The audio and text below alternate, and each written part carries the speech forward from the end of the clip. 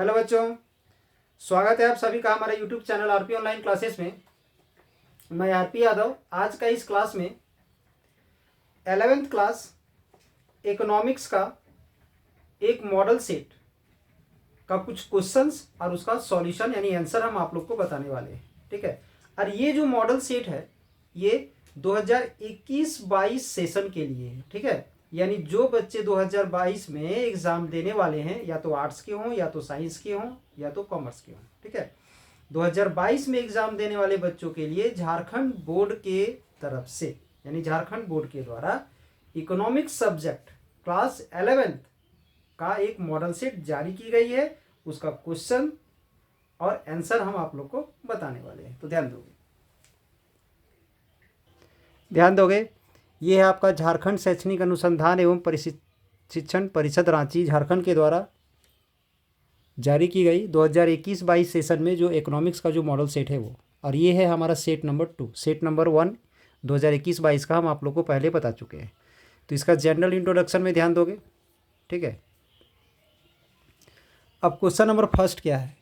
अर्थशास्त्र जीवन के सामान्य कारोबार के संदर्भ में मनुष्य का अध्ययन है। यह कथन किस अर्थशास्त्री का है?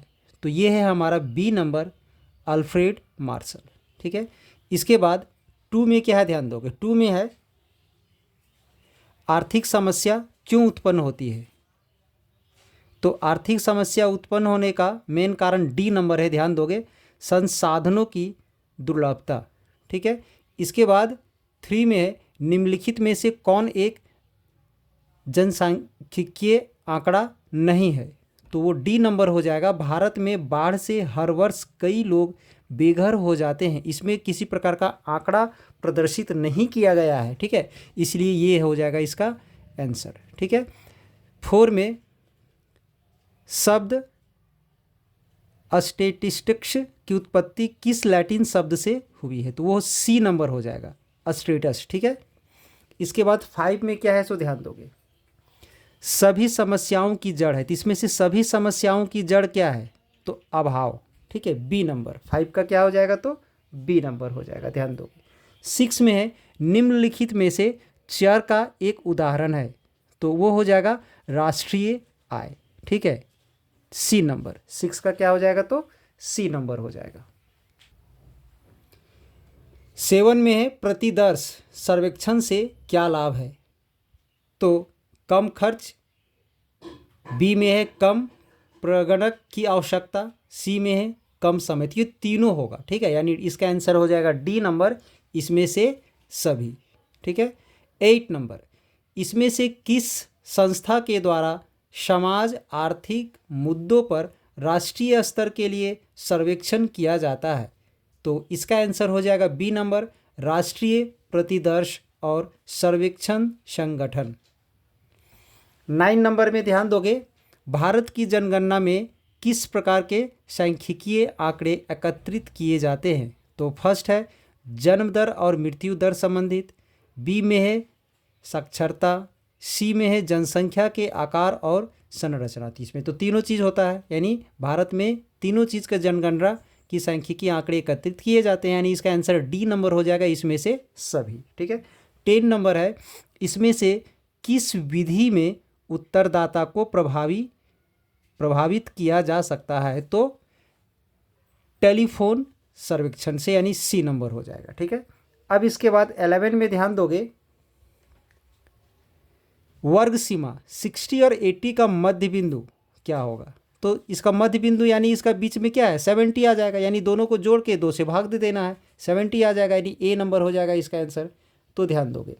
इसके बाद 12 में, जब आंकड़ों का वर्गीकरण समय के अनुसार किया जाता है तब उस वर्गीकरण को क्या कहा जाता है? तो कालानुक्रम। ठीक है, समय के अनुसार यानी टाइम का, यहाँ पर अनुक्रम कहाँ, टाइम का पता कहाँ चल रहा है? तो सी नंबर, कालानुक्रम में। ठीक है, 13 में है चर को सामान्यतः कितने वर्गों में बांटा गया है, विभाजित किया गया है? तो 2 चर, जिसमें हम लोग इंग्लिश में क्या पढ़ते हैं, वेरिएबल और कांस्टेंट, यानी चर और अचर। ठीक है, तो यहाँ चर को सामान्यतः कितने वर्गों में बांटा गया है? तो 2 वर्गों में बांटा गया है। 14 में है किसी वर्ग में सम्मिलित पदों की संख्या को कहते हैं आवृत्ति। ठीक है, डी नंबर। 14 का क्या हो जाएगा, तो डी नंबर हो जाएगा। 15 में है विविक्त चरों के लिए आंकड़ों का वर्गीकरण कहलाता है, तो क्या कहलाता है, तो बारंबारता वितरण कहलाता है, यानी 15 का हो जाएगा ए नंबर। ठीक है। 16 में है अंक गणितीय रेखा चित्र को और किस नाम से जाना जाता है, तो काल श्रेणी आलेख के नाम से, मतलब ए नंबर। ठीक है। 17 है बारंबारता बहुभुज किससे उत्पन्न होता है, तो ये आयत चित्र से बनाया जाता है, यानी इसका आंसर हो जाएगा ए नंबर। ठीक है। 17 का क्या हो जाएगा, तो ए नंबर हो जाएगा। 18 में है एक अच्छी सारणी में क्या सम्मिलित होता है, तो सारणी संख्या भी सम्मिलित होता है। बी में शीर्षक एवं उपशीर्षक, ये भी सही है। सी में अवशीर्षक, ये भी सही है, यानी तीनों का तीनों होगा, यानी डी हो जाएगा इसका आंसर, इसमें से सभी। 9 में है आंकड़ों की अमूर्तता कम करने तथा उससे अधिक मूर्त व आसानी से समझने योग्य बनाने के लिए आंकड़ों के प्रस्तुतिकरण की कौन सी विधि उपयुक्त होगी, सारणी, पाठ्य विषयक, आरेखी या इसमें से सभी, तो ये क्या हो जाएगा, इसका आंसर डी नंबर हो जाएगा, इसमें से सभी। 20 में है आंकड़ों के प्रस्तुतिकरण के लिए ज्यामितीय आरेख के अंतर्गत क्या आता है, आयत चित्र, बारंबारता बहुभुज, दंडारेख या त्वरण, तो सी नंबर हो जाएगा इसका दंडारेख। ठीक है। अब इसके बाद 21 में मलमल किस वस्त्र का एक किस्म है, यूनिकप का, रेशमी का, सूती वस्त्र का या पॉलिस्टर का, तो सूती वस्त्र का क्या हो जाएगा 21 का, तो सी नंबर हो जाएगा। 22 है धन निष्कासन सिद्धांत का प्रतिपादन किसने किया था, तो बी नंबर हो जाएगा इसका दादा भाई नौरोजी। ठीक है। 23 में क्या है, ध्यान दोगे,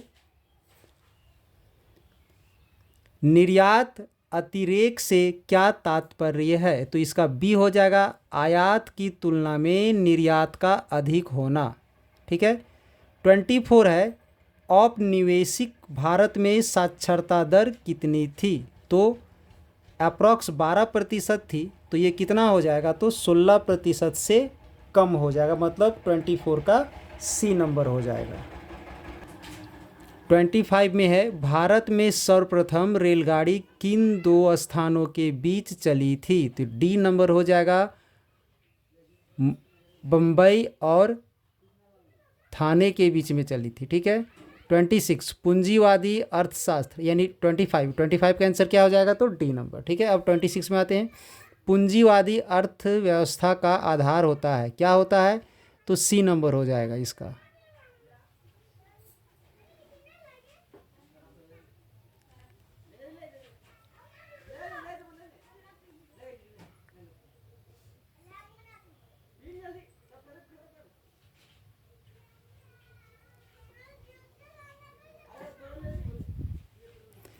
इसमें ए नंबर होना चाहिए। पूंजीवादी अर्थव्यवस्था का आधार होता है निजी लाभ। ठीक है, क्या होता है, तो निजी लाभ, ए नंबर। ठीक है। 27 में है 150 ईस्वी से 1991 के बीच औद्योगिक क्षेत्र की समवृद्धि दर कितनी थी, तो 5% वार्षिक। ठीक है। अब ध्यान दोगे 28 में, पूंजीवादी अर्थव्यवस्था में उसी वस्तु का उत्पादन होता है बाजार में जिसकी मांग होती है, जिसके उत्पादन से लाभ होता है, विदेशों में जिनकी मांग होती है, तो तीनों होना चाहिए, यानी इसमें से सभी, यानी डी नंबर हो जाएगा इसका आंसर। 29 में ध्यान दोगे, भारत की पंचवर्षीय योजना की संकल्पना किस देश से ली गई थी, तो ये डी नंबर हो जाएगा रूस से। ठीक है। 30 में परिप्रेक्ष्यात्मक योजना में लक्ष्य को प्राप्त करना होता है कितने वर्षों में, तो ये 20 वर्षों में। ठीक है। डी नंबर 30 का क्या हो जाएगा, तो डी नंबर हो जाएगा। 31 स्वतंत्रता प्राप्ति के पश्चात भारत में किस योजना की शुरुआत हुई, तो पंचवर्षीय, यानी सी नंबर हो जाएगा। ठीक है। 31 का सी नंबर। 32 में है जीडीपी की गणना में किस क्षेत्र के उत्पादन को शामिल किया जाता है, तो कृषि को भी शामिल किया जाता है, उद्योग को भी शामिल किया जाता है, पर्यटन को भी शामिल किया जाता है, मतलब इसमें से सभी। 33, भारत में हरित क्रांति का दूसरे चरण का काल माना जाता है। ठीक है, तो इसका हो जाएगा बी नंबर, 1970 के दशक के मध्य से 1980 के दशक के मध्य तक।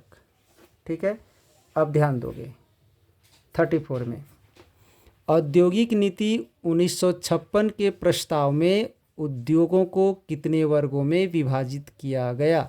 तो 3, सी नंबर हो जाएगा। ठीक है, 35 है, विदेशी ऋण क्या है? तो इसका ए नंबर हो जाएगा, विदेशी संस्थाओं से एक उद्योग के द्वारा लिया गया ऋण।